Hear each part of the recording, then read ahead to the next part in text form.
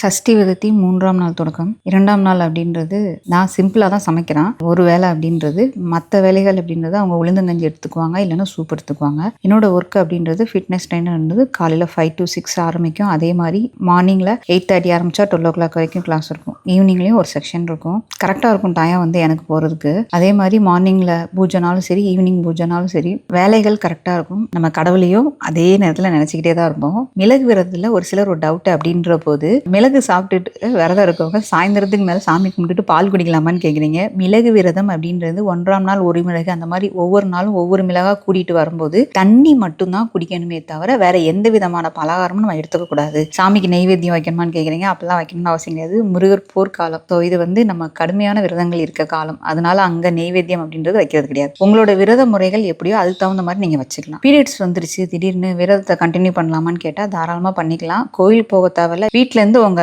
விரத முறையை நீங்கள் கடைபிடிச்சிக்கலாம். ஸோ 2ஆம் நாள் என்னோட விரதத்தை நல்லபடியாக முடிச்சு 3ஆம் நாள் 3 மிளகோட ஆரம்பிச்சிருக்கேன். ஒன்லி தண்ணி மட்டும்தான் குடிக்கணும்.